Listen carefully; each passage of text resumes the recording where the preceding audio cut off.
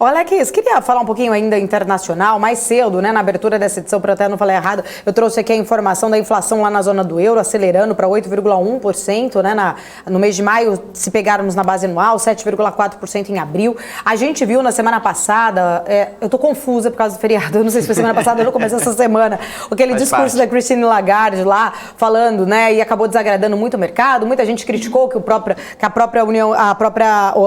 Banco Central Europeu tem demorado muito para tomar uma subida ali de juros de uma forma para tentar efetivamente controlar essa inflação. A gente vê ali que a recuperação econômica na Europa preocupa muitos especialistas, inclusive, né, tem informações aqui que o grande gestor, né, o Ray Dalio ali, está bem pessimista, né, de como uma forma de estratégia. Eu vi que ele está bem shorteado em algumas ações, pelo menos colocou ali mais de 6 bilhões de dólares em posições 6,7, né? Em posições vendidas.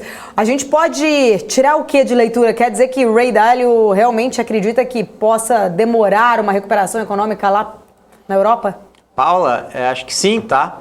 Eu vou trazer aqui a explicação. Falando da Bridgewater, né, no qual ele é gestor, a estratégia é baseada, né, ou seja, numa tendência quantitativa, né, ou seja, ele está olhando a tendência de queda ao longo do tempo e ele está seguindo essa tendência, que é o famoso trend following, né, ou seja, ele enxerga pelo método quantitativo, o proprietário, né, do fundo, da gestora, que isso pode continuar com uma queda. Não só a base quantitativa, mas também um cenário baseado em 3 pilares que a gente sempre comenta aqui. Primeiro, guerra na Ucrânia, que ainda vai continuar, ou seja, Zelensky ontem se reuniu, né, com Macron, com os principais líderes da Europa e pedindo cada vez mais armas. E a própria OTAN também dizendo, a gente não vai liberar orçamento, a gente vai ter um fluxo contínuo de envio de armas, ou seja, essa guerra vai durar ainda mais, ou seja, inclusive até o próprio ministro da Defesa da Ucrânia dizendo que a guerra poderia durar até o final do ano. Será? Será que pode durar ainda mais? Ou seja, isso vai perdurar inflações, o cenário inflacionário na Europa ainda pior, ou seja, isso vai trazer um impacto negativo. Por outro lado, como você falou mesmo, em relação do índice mesmo, em relação ao índice tanto de confiança nas mínimas, tanto em relação ao índice de inflação nas altas, então essa conjuntura não é boa, isso deve continuar perdurando. E eu sempre trago uma provocação aqui para quem está no chat. O que vocês querem, né? Vocês querem um crescimento da economia aliado a um crescimento de inflação ou vocês querem, né, um baixo crescimento, mas controlando a inflação? É isso que está passando na cabeça de todos os bancos centrais.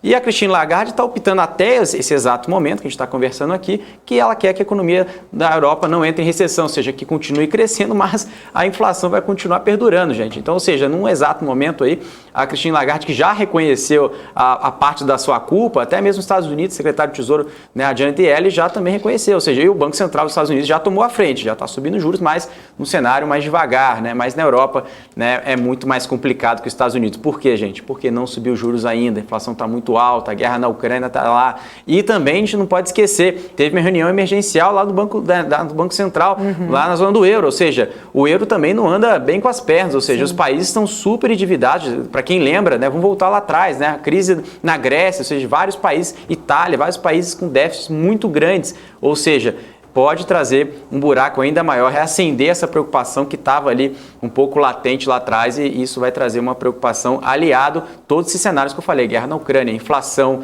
né, essa questão de aumento de juros no cenário global, e o Ray Dalio olhando, né, os principais papéis da Europa e apostando nesse short de 6,7 bi. Está falando de Sanofi, Total Energies, Santander, Allianz, ou seja, diversos grandes nomes de peso na Europa, apostando que não é o final ali, o fundo do poço. Ele acredita que pode ter quedas ainda maiores e eu compartilho com a ideia dele. Sim, a Europa pode ter uma queda ainda maior, assim como os Estados Unidos, que lá ainda está começando esse cenário de alta de juros e o mercado não está comprando o discurso do Powell, né? Comprou ali nos 3h30 da tarde na quarta-feira, mas depois na quinta-feira o mercado já acordou para a realidade. Falou, não, a gente está com um cenário de construção horrível nos Estados Unidos que saiu ontem. Ontem saiu o desemprego americano que veio acima do esperado, confiança do consumidor na mínima e vendas do varejo dos Estados Unidos também baixo, ou seja, né, com esse cenário de inflação, né, perpetuando, ou seja, não tem nenhum argumento que isso pode melhorar no curtíssimo prazo, né?